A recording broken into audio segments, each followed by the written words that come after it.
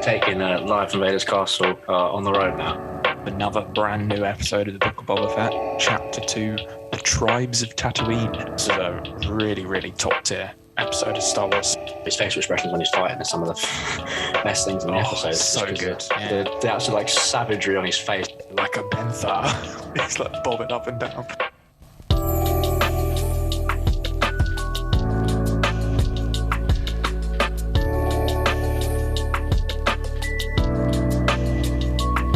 Hello there, and welcome to episode 40 of Live from Vaders Castle. As always, you're joined by your two hosts, myself and John Lee, and as always, Dan McQuarrie. How are you, Dan? Hello there. I'm good. This is an interesting episode. This is my first on the road recording. So we're taking Live from Vaders Castle on the road now. Yeah, exactly. I'm not recording from the comfort of my bedroom where I've recorded the other 39 episodes today. I'm in a premiere in Livingston, for anyone who knows where that is, in sort of the middle of Scotland near Edinburgh. I'm away for a week of working with a TV company, so they've put me up in a hotel, and I have my Saturday off to do the podcast. So this is an adventurous recording. This one, yeah, exactly. Yeah, Dan is just away on work. Very exciting though. Yeah, exactly. And I think if we would prefer to be getting these episodes out, closer to when Boba Fett's releasing, but both myself and John are quite busy with work at the moment, so we're getting them out when we can, but it can be a tight squeeze sometimes in the world of work. Indeed. I'll want to make a quick point. As the fans may hear in this episode, we have another joiner on our podcast, which is my dog, who's very needy. So as my parents are away, he's come to join me. So he might make some noise in the background, which I apologise for, but he's just showing his excitement for Book of Boba Fett, as me and Dan will be in this episode. Yeah, and also I don't know if the sound is going to sound any better or worse. Probably worse because of being in a different location. I'm still using the same microphone, but I'm on a different Wi-Fi, and I'm not using the same setup on my microphone. So we'll see how this ends up sounding. But if you are listening to it and thinking, where's this fine quality Live from Vaders Castle audio I'm used to? There's your reasoning. We've got a dog and we've got me in a hotel. So between that, we'll see how this goes. So we may have some mishaps on the podcast, but thankfully, the main topic of conversation, Book of Boba Fett, has been watched repeatedly by us two, and as always, we are here to discuss it. So the main content will still be here. There'll be no doubt about that. Of course. Should we talk about Book of Boba Fett? Oh, yes, please. So this past week, we've been gifted with another brand new episode of the Book of Boba Fett. It was Chapter 2, The Tribes of Tatooine. There's a nice bit of alliteration in the title. As always, written by the man Jon Favreau and directed by Steph Green, who is a new Star Wars director. I didn't actually recognize her name until I did a little bit of Googling. And she's done all sorts of amazing stuff in TV, from Luke Cage to The Americans to the Watchmen TV series. So she's been all over the place. She's done a lot of really good TV, and I think she's going to become an even bigger name after this, because damn, did she direct the hell out of this episode.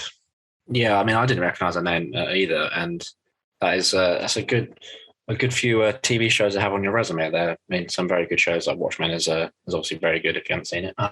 So yeah, very excited to have her aboard the Star Wars directors train. Yeah, I like it when we get a new director, new flavour.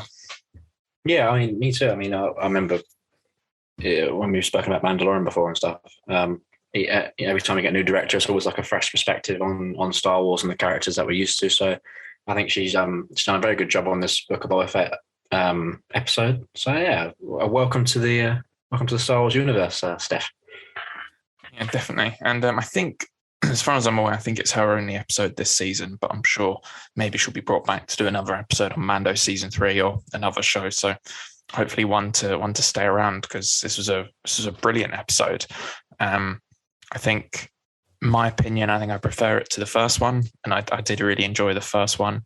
But I must admit, the first time I watched it, I was quite distracted, not by anything externally, but just the first like 15 minutes in the present day, this episode, like grabbed my attention so much. And like seeing the huts and seeing the scary Wookiee that I will go into a lot of detail about later on, and just all the implications for the storyline and what's going on in that modern day, just got me like so hooked that we went into the flashback, and I didn't quite like engage with the flashback the way that I should have, because I think I was just sort of not like wanting it to be over, but like being like, oh, what is going on in the present day? Like I just kept on thinking about it, and then we didn't go back to it.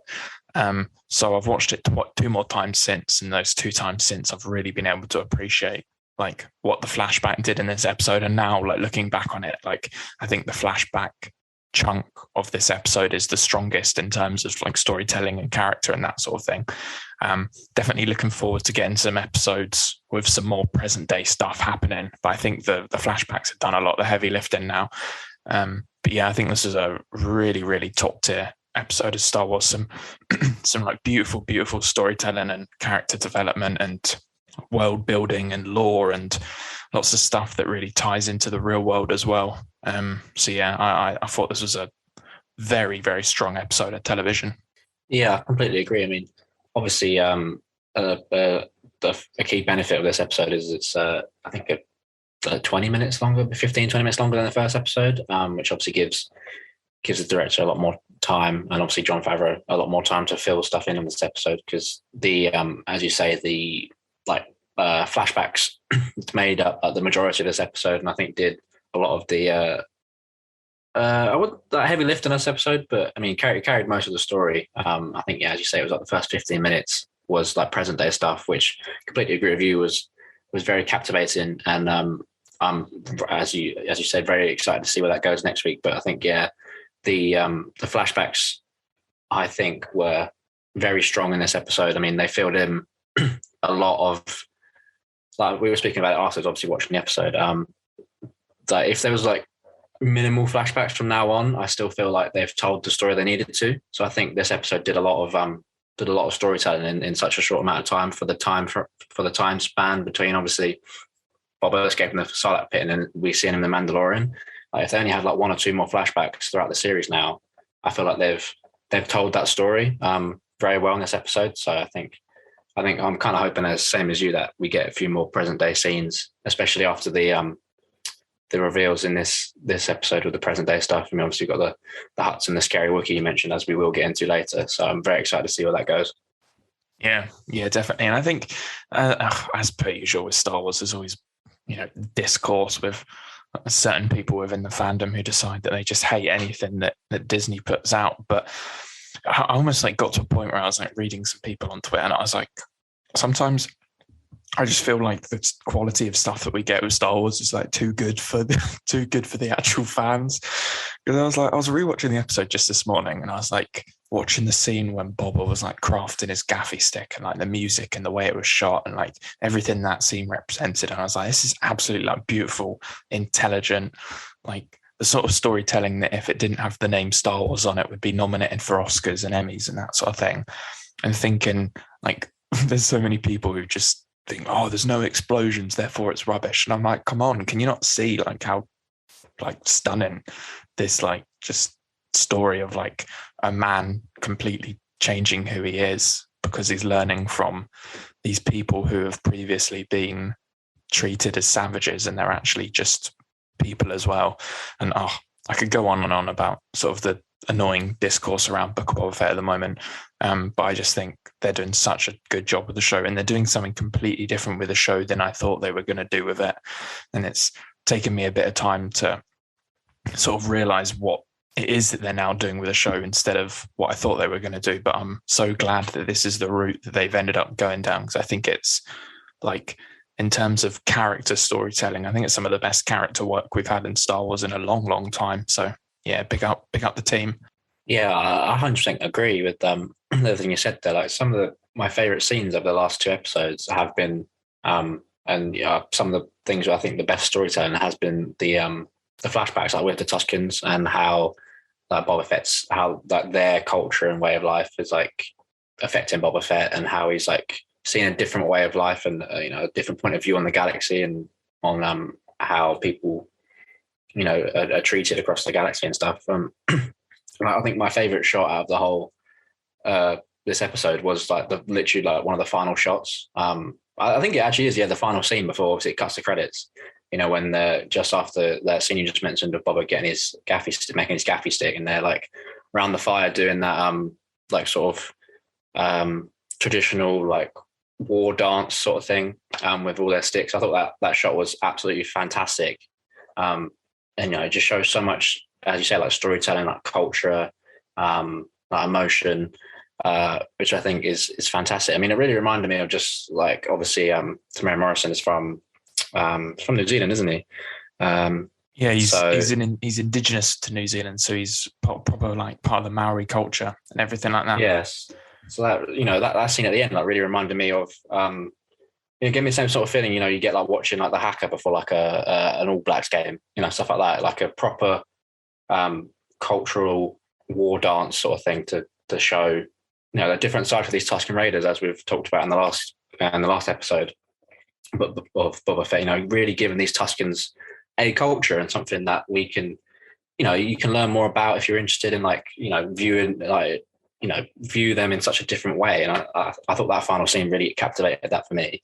So yeah, I do think sometimes you see some people on Twitter, and I think it's sometimes or Instagram or whatever, it just goes, some of the scenes just go over their head because they want like Star Wars directed by Michael Bay, where like there's an explosion every 2 seconds or something like that. So yeah, I really enjoyed the episode. No, I completely agree with you. I thought that final shot was so stunning. It was actually like really emotional, like particularly on like the second, third time that I watched it.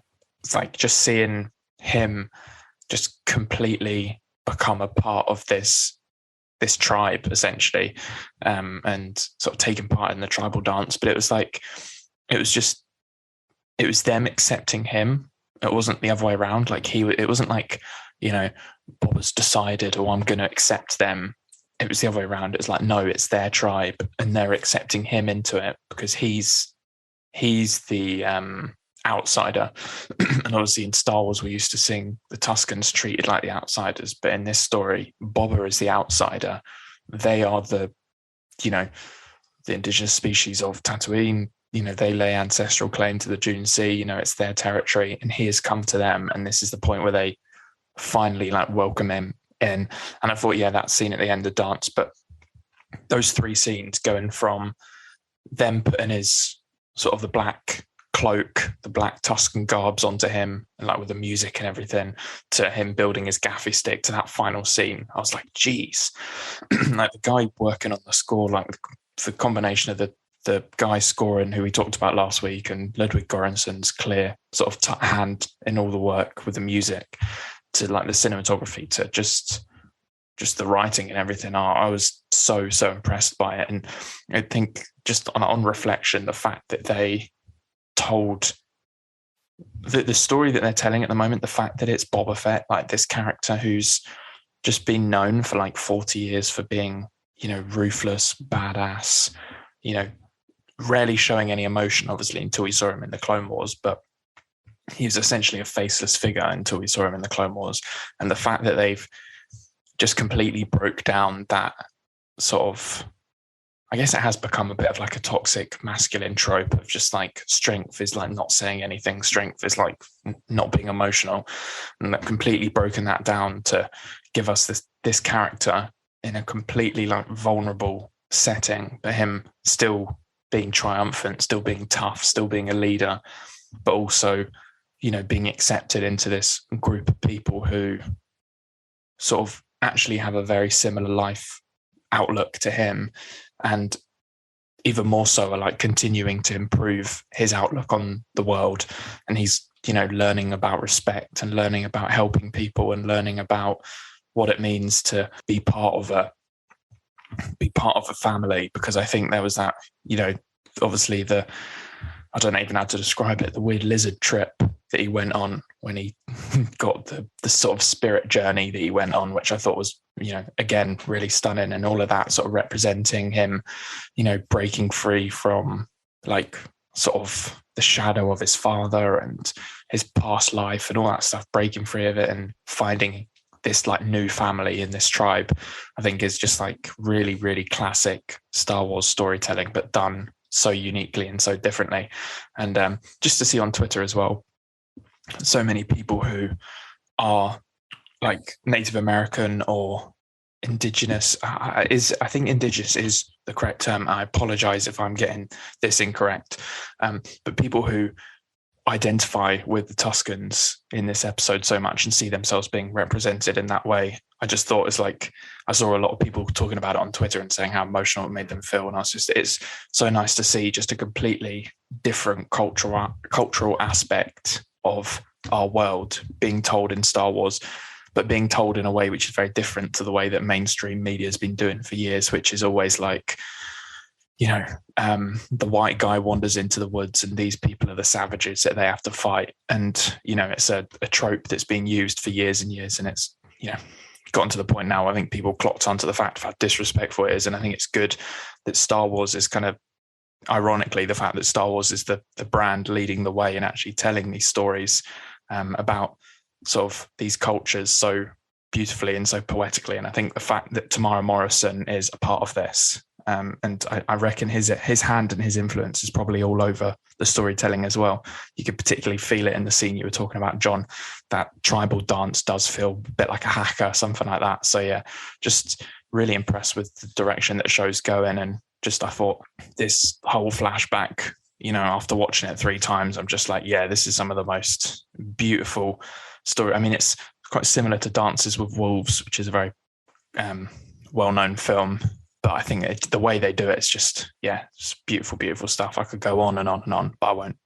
Yeah, I completely agree with that point as well about Tamara Morrison's hand being like all over it, because I remember watching back the what was it called, the Mandalorian Gallery, like when it got to his episode in season 2, when they were talking about, or just an interview, I think maybe talking about him, and he was saying, like, you know, during his fight scenes and stuff, he wanted to put in a bit of, like, you know, the fighting forms and techniques of like his culture and stuff.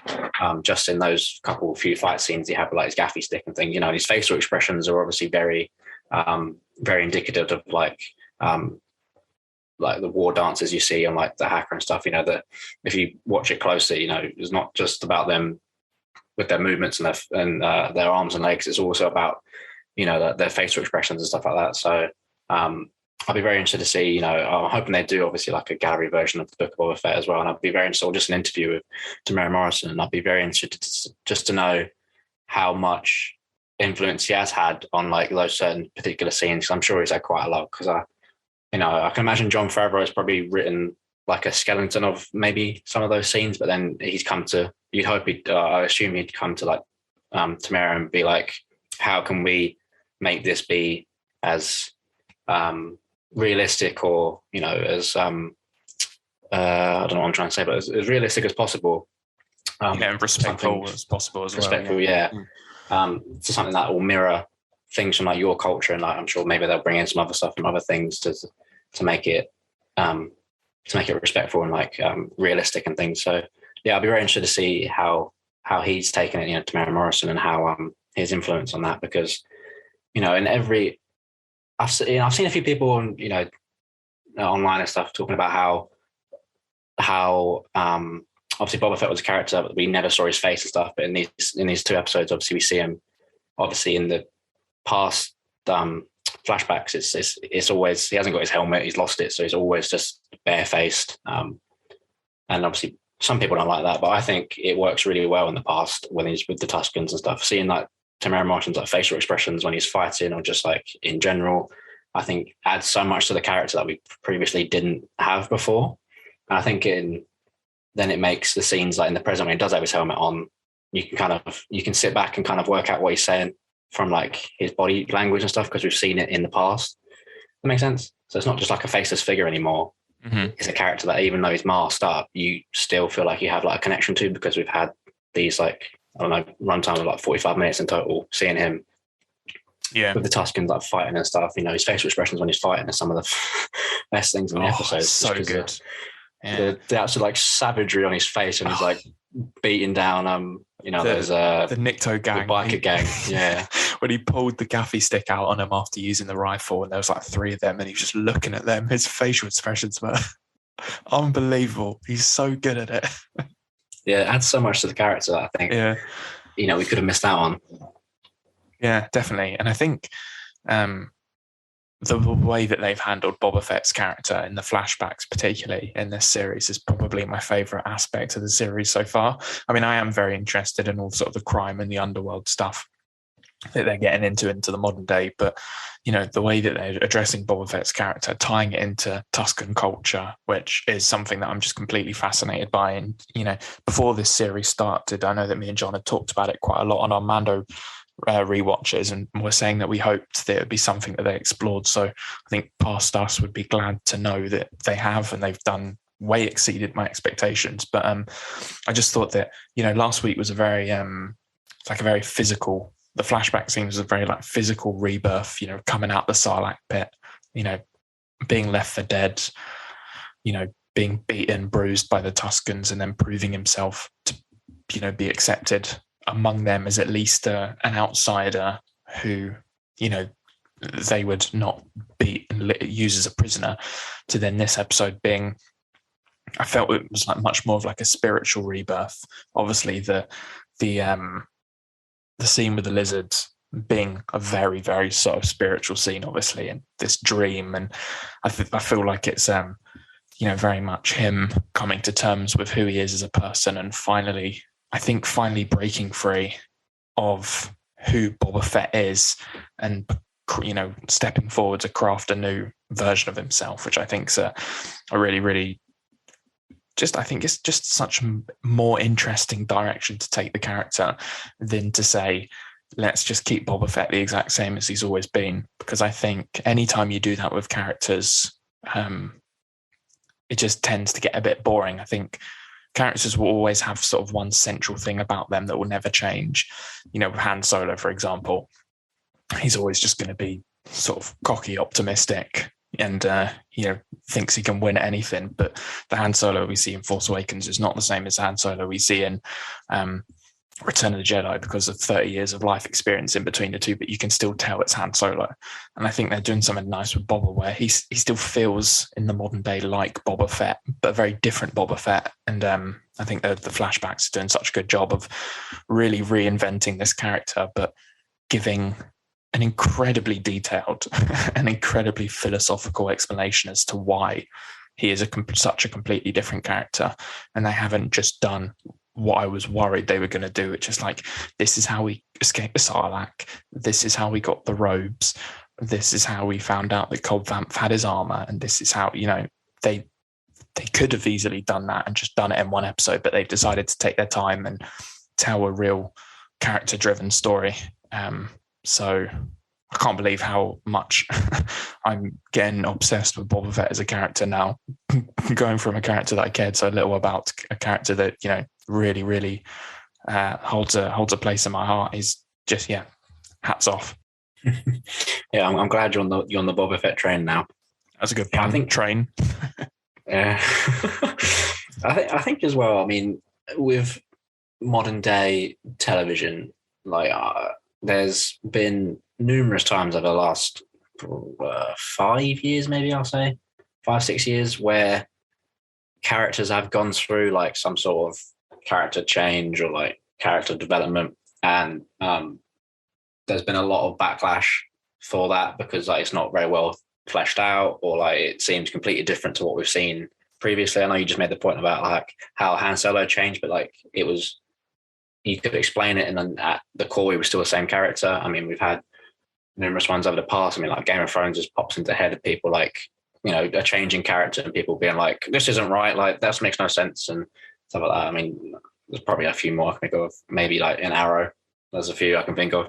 But I feel like you'd struggle to be able to say that about Boba Fett. I mean, they're only 2 episodes in, and I feel like anything else they add is just going to be absolute gold to what they've already had in the show so far. There's no way you could sit there and be confused about how Boba Fett's ended up how he is in the present day after watching the 2 episodes we've just seen with the flashbacks. I mean, I said at the beginning, like, they don't have to go back to many more flashbacks now. I don't think. I think they've kind of summed up the philosophical changes that Boba Fett's gone through in these last 2 episodes. So I'd be hard pressed to find someone who doesn't quite understand where we're at with Boba Fett now. I mean, I'd hope. I mean, I'm sure a quick Google search or Twitter search, and I could, a quick Twitter search, and I'll probably be. I strike gold with the people complaining, but I was going to say you probably find it quite quickly, actually.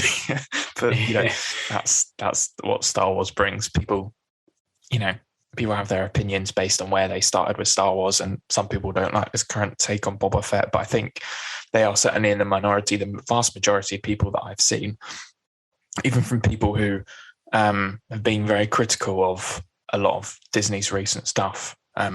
Vast majority of people I've seen absolutely love this new direction that they're taking Boba Fett's character. And I just think they're turning him from what could have been a very boring character to tell a 7-episode storyline about to a thoroughly interesting one. And I think that's how you make good television.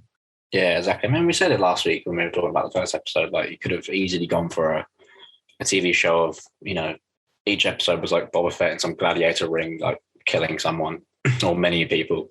And it would have been fun for about 3 episodes and would have got extremely boring. But, we're only 2 episodes in, and I feel like we're on an absolute win streak with the 2 episodes so far. And I'm very confident about where the direction that the show's heading in. And I think, by the time we get to episode 7, this will probably be going down as like one of the best Star Wars stories we've seen. I've put all my chips on it now. Yeah. I'm confident with it. So I think Jon Favreau as a writer has just gotten better with each sort of Mandalorian season, like Mando season 1, season 2, and then Book of Boba Fett. Like I love all 3 of those seasons. I mean, we did recent Mando season 1 rewatches recently, and we love that show. But I think his sort of maturity as a writer in terms of his sort of emotional storytelling and like the way he's writing characters, it was always good. But I think he's gotten to a point where he knows exactly what he's doing now with Book of Boba Fett, and it shows. And I think, and obviously I know that he's the credited script writer, and people like Rodriguez and Filoni and probably Tamara Morrison, as we were saying, will be quite involved, and various producers and other sort of hired script writers and stuff like that will be involved. But I think Favreau is obviously the main architect of the whole thing. I think he's just telling I feel bad saying that I'm just surprised at how intelligent this story is, just because I never expected the Book of Boba Fett show to be the one that was like, damn, this is such intelligent storytelling, but it just is. So just big up Jon Favreau, as always, continues to prove that he is one of the greatest in Hollywood. Yeah, I mean, the way he manages to, obviously, as we've just talked about for the last 20 minutes, write a very compelling an emotional story about a character that is loved by so many people, but the way he also manages to do it while intertwining so many different I don't know how to phrase it, but just like keeping it so intertwined in the Star Wars universe, with like little references here and there, and like characters coming in here, bits and pieces that make it feel like, obviously it's a great story, as we just mentioned, but then making it feel like it's a great Star Wars story, and not just like a separate story in its own universe or sort of thing. He's putting in so many fantastic references for like casual fans, and then people who are really, like me and you, and I'm sure a lot of listeners here as well. Who will recognize these obscure references. I mean, you picked up on one that I missed off about the Tashi Station. The Tashi Station where that gang was hanging out. I didn't even clock that at first. I had to go and look it up after you mentioned it. So, it's so good that he's adding these things in and making it flow seamlessly within the story for them fans to pick up on. Yeah, I think Favreau is brilliant at that, but I think Filoni is definitely the guy when it comes to tying in these little references and stuff, because obviously John and Dave talk about how collaborative their process is. I think obviously John's great at it, but I think Filoni's really like, why don't we make this bar that he fights in Tashi Station?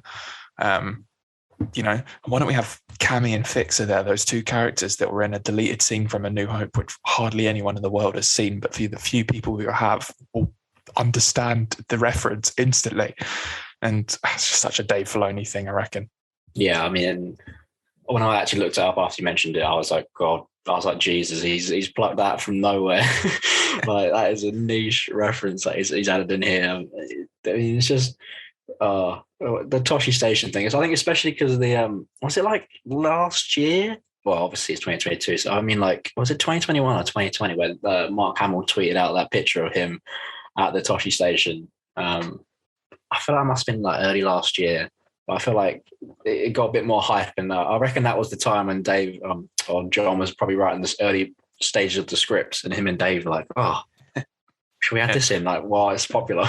Yeah, and for anyone who has absolutely no idea what we're talking about, the sort of little building that Boba Fett goes to when he hatches this plan to help the Tuskens by stopping the train, which I think is just beautiful in itself, that Boba himself decides, I'm going to help these people.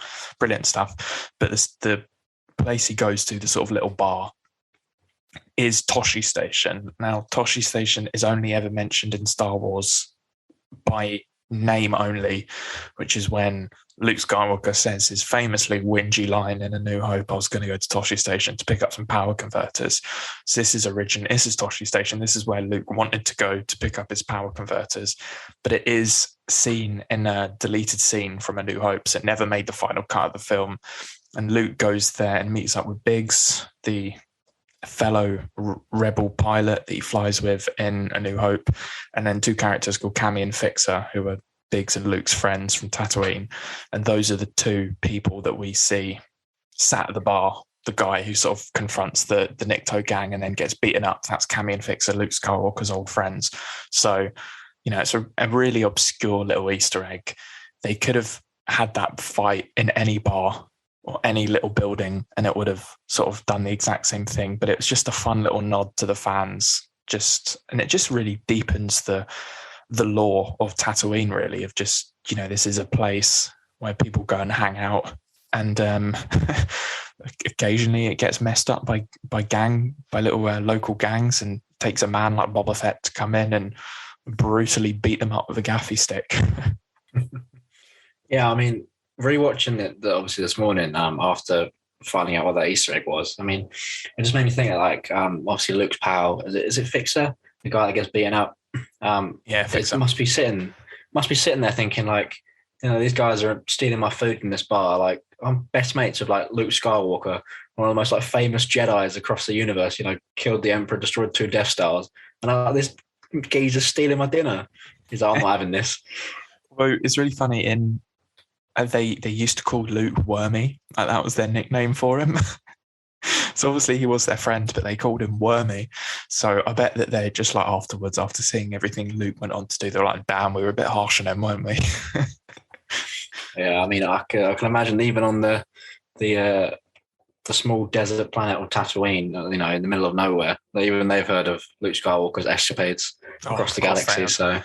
And Luke used to have a crush on Cammy as well. That's canon as well. If the woman in that scene, Luke used to have a crush on her because I think it's in the novelization of The Last Jedi. There's a scene which didn't make it into the film, where Luke's just sort of like sat reflecting on his past, and he thinks about like what would have happened if he had never left Tatooine. And he says, "Oh, hopefully I would have just sort of settled down and got married to Cammy." So it's just a nice little obscure Easter egg there. Oh, she's fumbled the bag there then. Fumbled the bag, exactly. Oh, poor girl. I think before we sort of jump to talking about the modern day stuff, because we've dived a lot into the Boba Fett stuff and that flashback, I do want to talk about the great train heist. This is another brilliant Star Wars train heist after the Solo one, but I really, really enjoyed this one with the Pike Syndicate, which was obviously very exciting to see the Pikes. I mean, there's so much awesome action in it. I think the way it's shot looks really, really cool. I'm sure when we get to characters, we will talk about the badass Tusken woman flying off of her speeder and beating everyone up.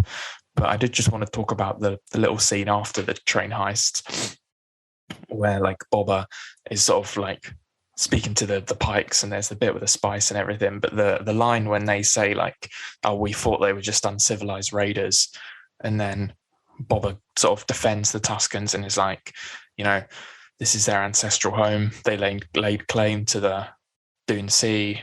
From now onwards, like, you basically pass through here with the Tuskens' permission, you must pay them a toll. And I just thought that was such a brilliant scene. Just seeing Boba Fett really stand up for these sort of misunderstood characters, I thought was perfect. And then I think it connects really nicely to the way that we see Mando in season 1, which is obviously about 5 years later, when he, in that episode that we very recently talked about, the gunslinger, when he says like, oh, we have to pay a toll to the Tuskens to cross the Dune Sea, and he gives them Toro Calican's binoculars. I don't know if that's an intentional reference of them thinking like it's become a thing now in canon where like people pay the Tuskens instead of fighting them. Or I don't know if that's just a coincidence, but it's just funny to see that Boba Fett's plan of having the Tuskens gain more respect and get paid for people crossing their land is still being continued by our other Mandalorian friend in that show as well. Yeah, I did think that actually watching on the rewatch today about Mando paying them a toll. I mean, I don't think it's the same Tusken clan because they've got different colours. Yeah, on it's their different robes. tribes. Yeah. Yeah. So hopefully this also means that Boba Fett's and he's risen his tribe up to pay for tolls, and then the other ones have caught on and be like, oh, hang on a minute, I think they're onto something. That's a good idea. Yeah, it's nice to see that hopefully the other Tuskens have caught on and are demanding a bit more respect. So I mean, Boba Fett is clearly the messiah for the Tusken Raiders. I mean, he's rising them from rags to riches at this point. Yeah, no, and I do just have to give a quick little mention to the Tusken kid that we were so harsh on last week. I feel like he sort of redeemed himself this week. Yeah, shout out to him. He was the one that went running across the dunes with the little mirror, wasn't it? That was it. Yeah, exactly. He did the beacons lit moment. Yeah.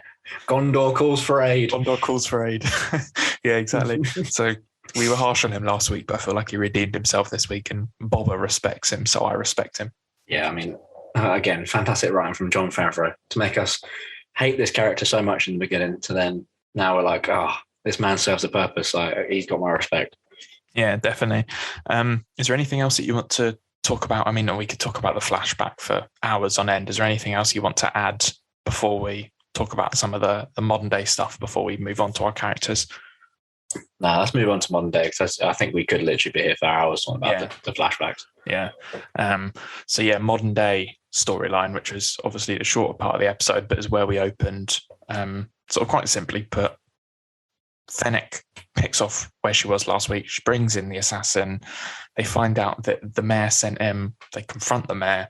The mayor says, "Oh, it wasn't me. It was someone else. Go speak to Garsoth Whip."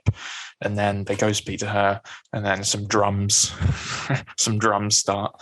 And then we find out that the Hutts, who are two cousins of Jabba, have laid claim to Tatooine. They want to come back and claim their cousin's land back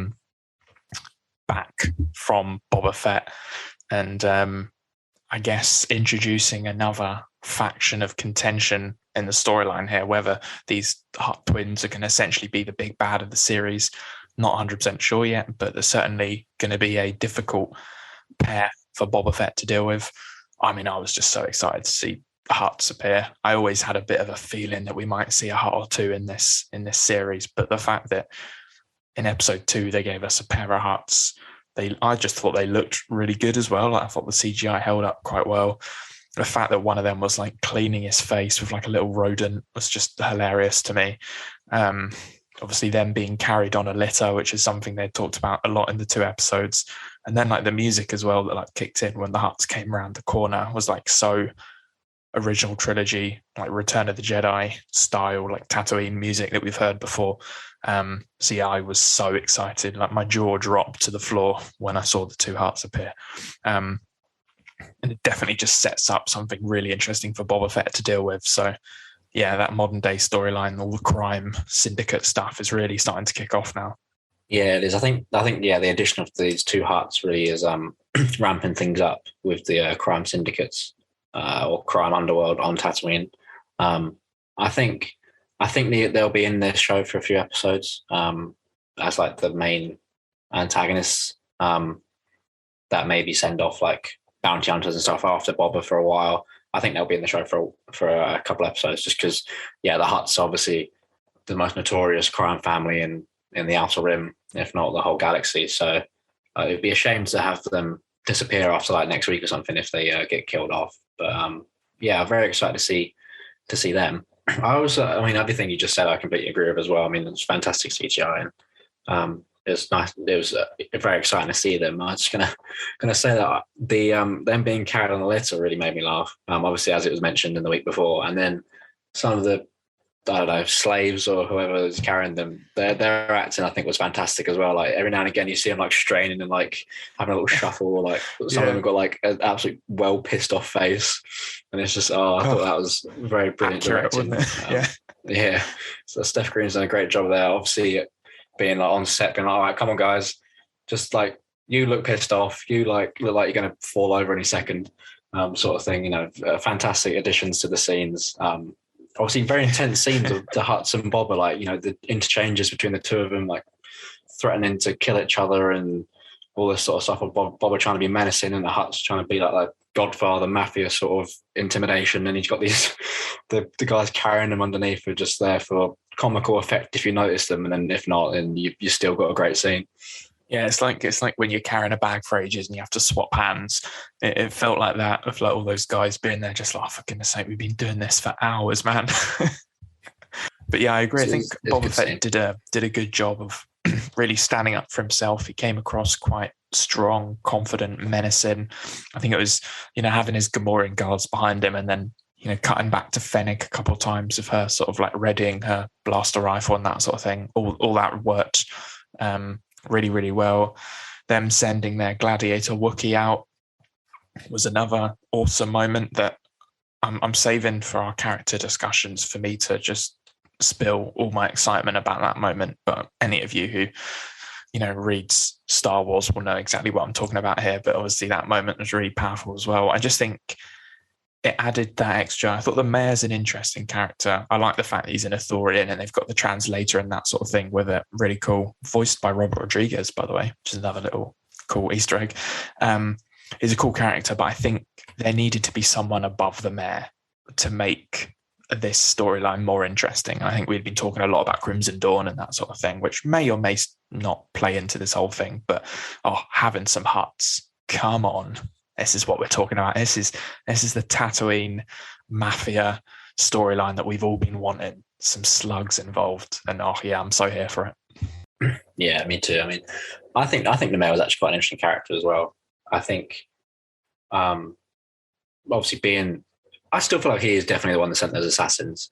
Personally, definitely in my book sent those assassins. Oh yeah, 100%. The way he just kind of just plays against Boba when Boba obviously shows up, and obviously by assassinating the assassin in front of him, and then, you know, giving him a bit of information, and then basically giving him the little tidbit there that the Hutts are back by sending him back to the bar he was at in episode 1.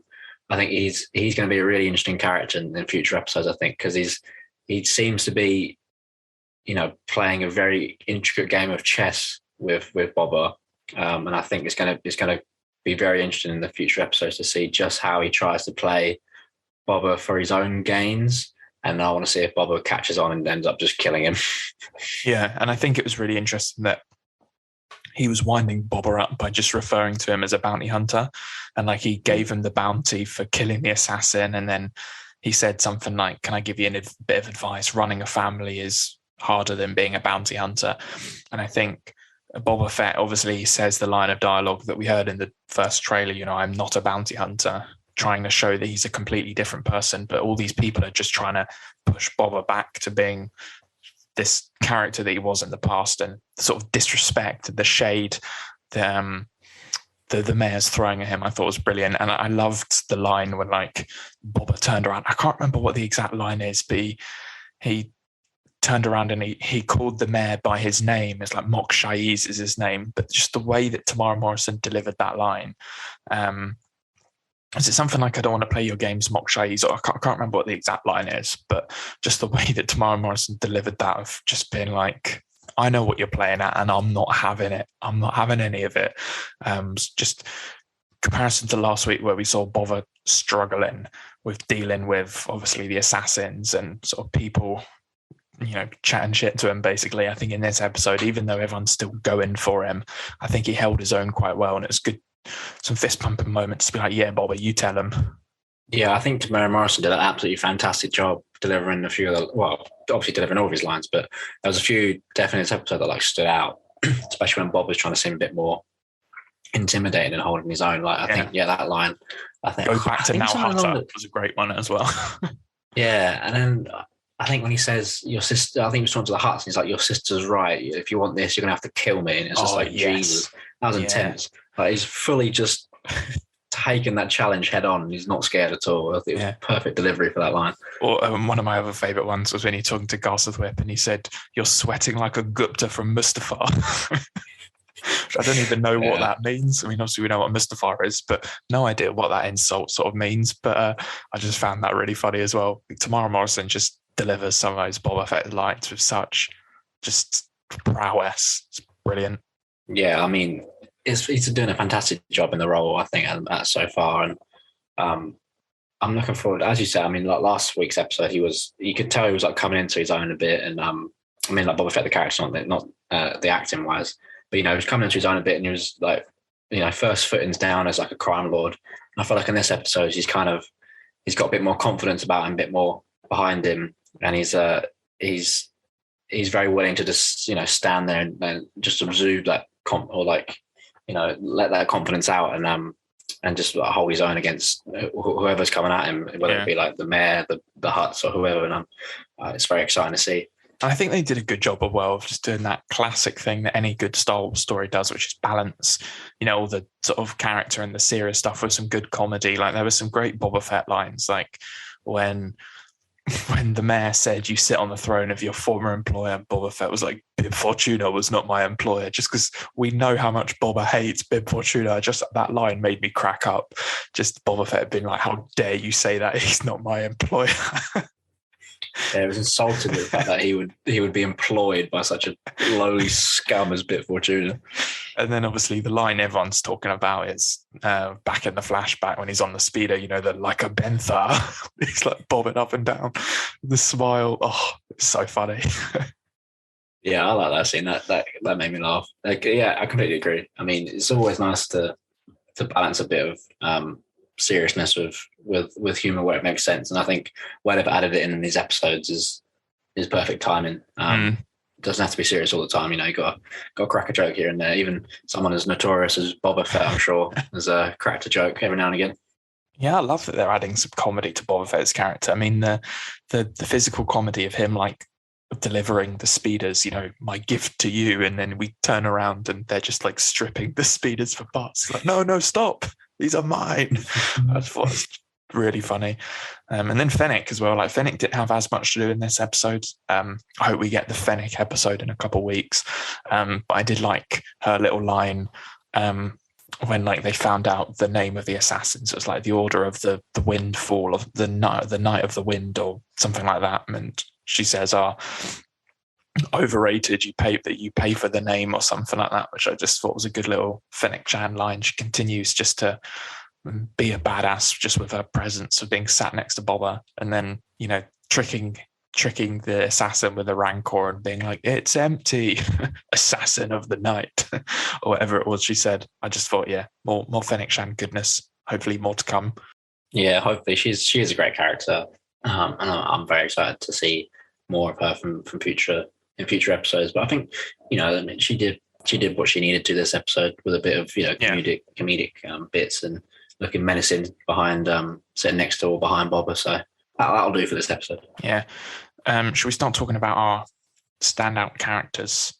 Yeah, go on. You go first with yours, because I think we've probably talked about yours quite a lot already.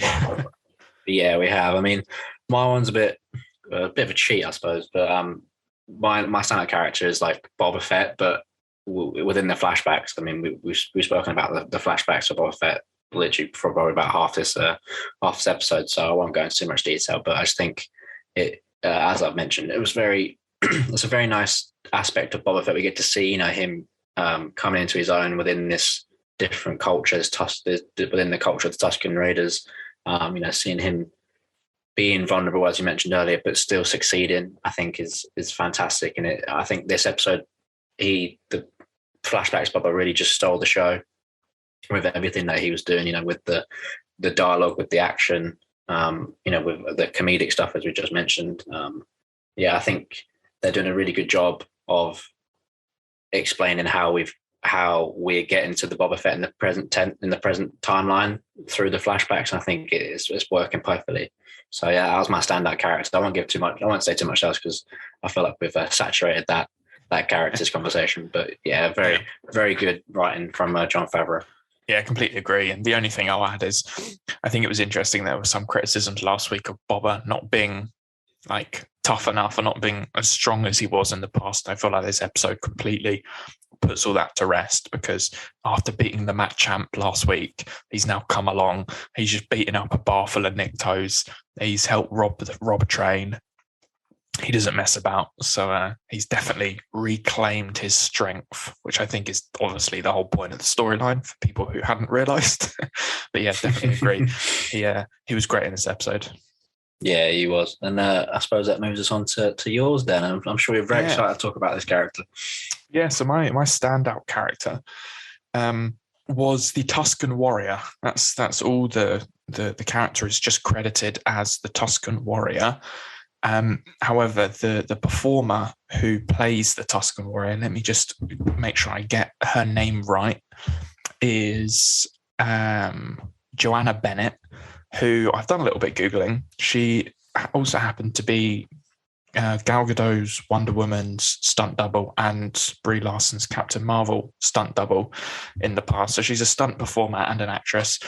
She plays the Tusken Warrior, which leads us to assume that the Tusken Warrior is female. And I just thought this character, I really liked the character in the first episode just from her presence, but in this episode really, really stood out for me from the way that she was teaching Boba how to use the gaffy stick. I thought that, this episode had a nice sort of cultural exchange where she was teaching Boba how to fight like a Tusken, and he was bringing them some of, his world's machinery and teaching them how to use it. So that element of cultural exchange was really nice in this episode. But, her teaching Boba and the way that she was quite brutal with it, just beating him up. And eventually he proved that he could use the gaffy stick. Almost beat her. Still couldn't beat her, but almost beat her. And by the end of the episode, she has full respect of Boba to invite him into this sort of tribal dance at the end that we were talking about. So that aspect of her character was really, really cool. But I think the main thing, which I was just blown away by, was the train heist sequence. Like, obviously everything was going fairly well. Like, a couple of Tuskens had been killed by the Pikes, sadly, but like the Tusken snipers were taking out most of the Pikes. It was going pretty well. And then they found themselves in this sticky situation where they were sort of stuck on the top of the train with these Pikes shooting them. And just that shot of the Tusken Warrior sort of on a speeder bike, clocking on to what happened, zooms in, flips off the speeder bike, lets it blow up on the train, and then just in like proper John Wick style, just like goes through the train, just beating everyone up. They're getting pulled out of the windows and chucked onto the sand. Oh, I just thought it was such a cool bit of action. What a real badass character to introduce. Just seeing a Tusken who is just, hitman levels of badass at fighting. I thought she was a really, really cool character, and like a good character to stand side by side with Boba and not be overshadowed at all. And I think that's really impressive. So the way that the performer moves, I think, is really impressive. So hats off to the performer as well. She's done a great job, and great character that I really, really hope we see more of in the future. I think it's difficult because Tusken language, isn't English in terms of, storytelling. But I do think if they could find some way to do a comic book about some of the Tuskens, or a book, or a spin-off animated show or something more about the Tuskens, I think she is definitely a character that I'd like to see return in some capacity, because she a badass. Yeah, she is. I mean, that scene in the train heist with where she crashes a speeder bike and then goes to the train was unbelievable stuff. I think my favourite moment of hers is when she's scrapping Boba, like giving him a bit of training, and he disarms her with a gaffy stick, and she does like a forward roll and then like recatches it like midair, and then like floors Boba. And I was like, Christ alive, I did not expect that. Like when she went to the forward roll, I was like, all right, she's just like regaining some space. Maybe she's going to come back at him, and then comes out the roll, catches the stick, and floors him. I was like, God, blimey, that was impressive. Yeah. It's so cool. Yeah, Such a cool character. And I just think like it was so poetic that when Boba made his gaffy stick, he like looked to her almost like asking permission of being like, am I ready to use this? And I just thought that was such a cool moment at the end there that just brought that whole training montage part of the storyline full circle. So yeah, big up that character. Yeah, she's a very cool character, and I completely agree. I hope to see her in future stuff.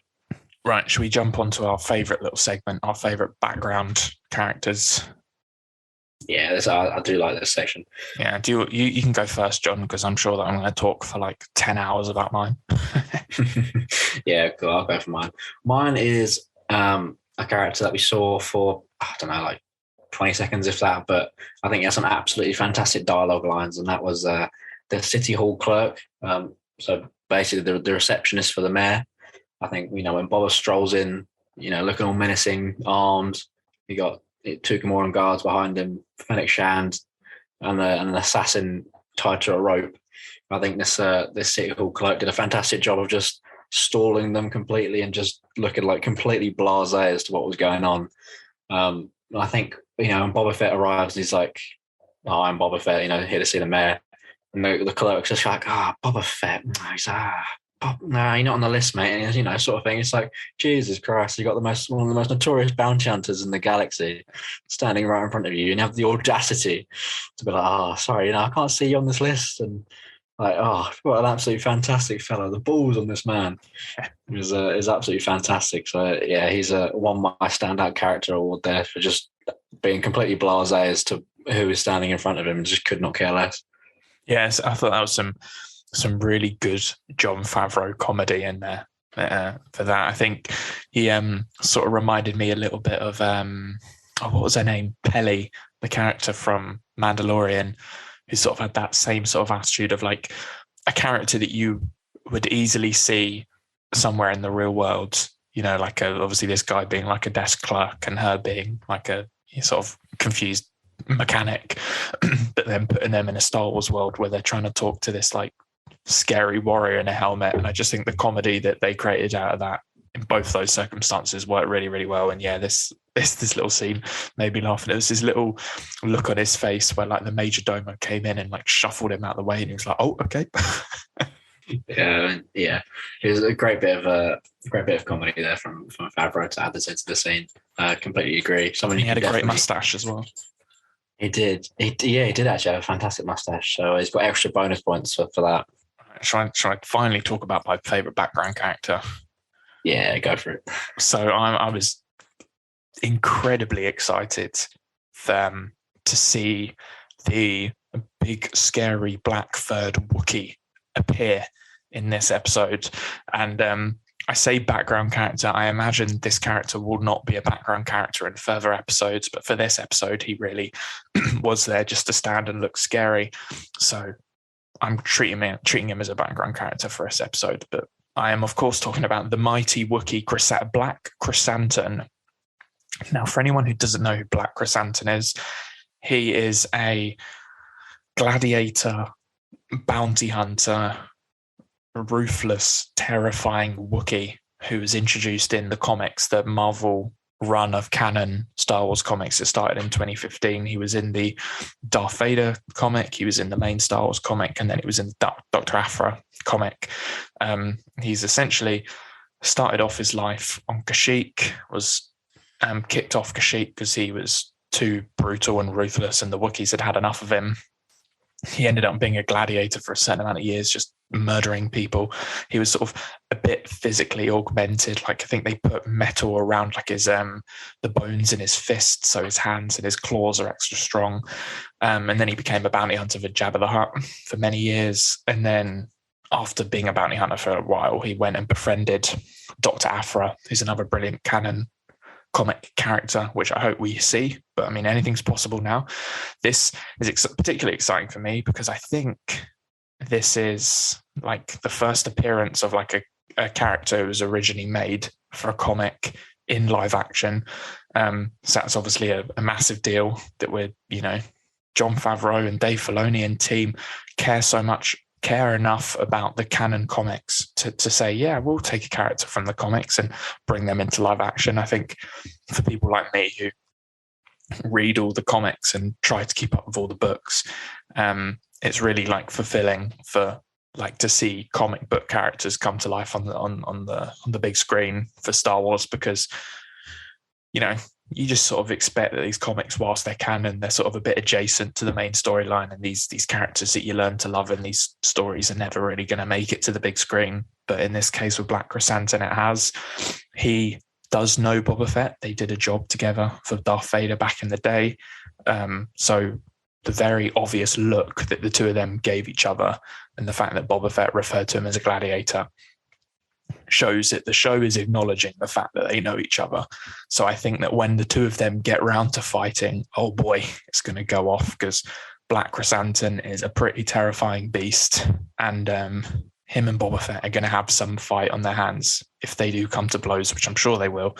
So yeah, I was just so excited for such a deep Easter egg, for such a deep cameo to bring a comic book character to life on the small screen and live action Star Wars. So yeah, I was very, very excited, and they just did such a good job of like translating the look. Looks perfect, like from the armor and everything is ripped straight from the comics, even like the scar on his face and everything. So yeah, Black Chrysanthemum is my favorite background character, who I don't think will be a background character for very long. No, yeah, it's an excellent choice. I completely agree. I doubt he'll be a background character for much longer. When did the show come out? Wednesday. Obviously, I had to watch it like literally after I came in from the cinema Wednesday, which was like 11. So I watched the show about 11 p.m. that night, and I accidentally at work looked at our Instagram story on my personal Instagram one, where you'd put something about, you'd redacted the name, but you'd put like, is this the first time we've seen like a comic book character in live action? And I was like, oh, I wonder who this could be. And like, so I was watching Wookiee walked on screen. I was like, there we go. That's who Dan's talking about here. It's a very iconic character that obviously as a fan of the comics as well, is obviously, it's very exciting to see in live action. He's been in some very interesting comic book stories across the Star Wars universe. Obviously I think it might have been his first introduction is when he gets that bounty from Darth Vader with Boba Fett. I think I could be wrong.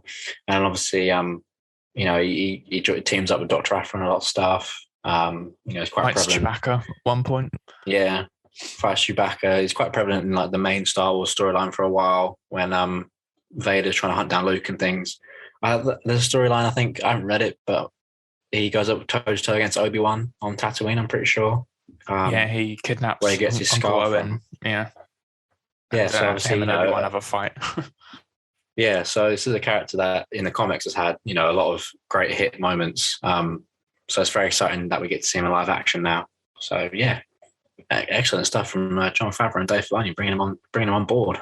Yeah, I love it. I was so excited. It was just one of those moments that I never thought I'd actually see in live action Star Wars. So my little sort of canon comic keeping up with constantly brain was very much fulfilled by that appearance. So thanks to the team for delivering.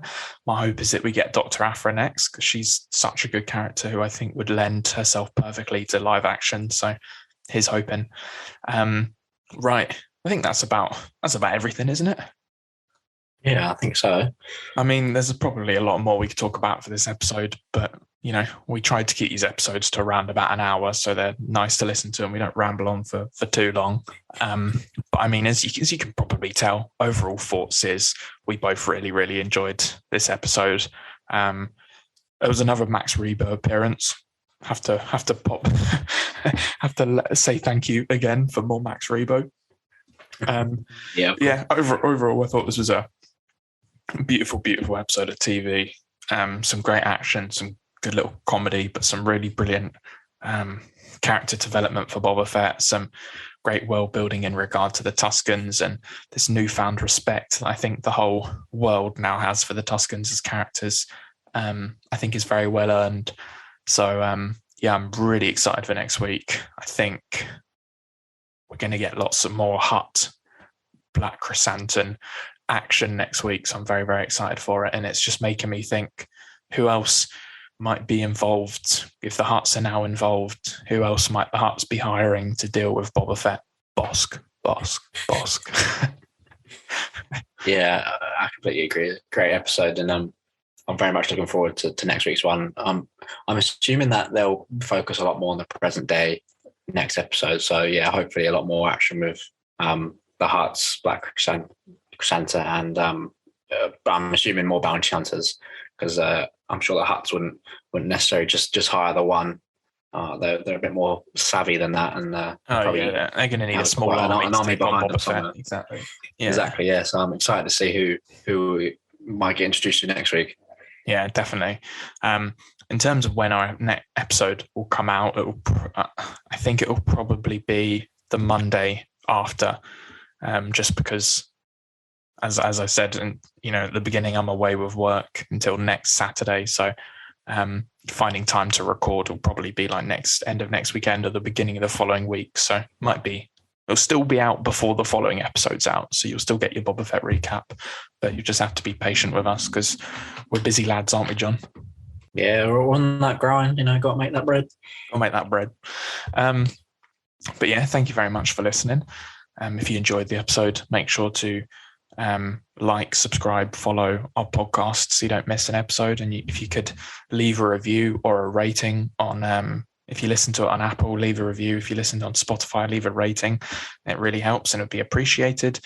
If you want to follow us more on social media, we're at Live from Vaders Castle on Instagram, Vaders Castle Pod on Twitter, Live from Vaders Castle on YouTube, Twitch, TikTok. We're all over the place. So if you want more from us, that's where you can find us. And yeah, that's everything from me. So I shall speak to everyone next week. Yeah, we'll see you guys next week. Thank you very much for listening. Goodbye.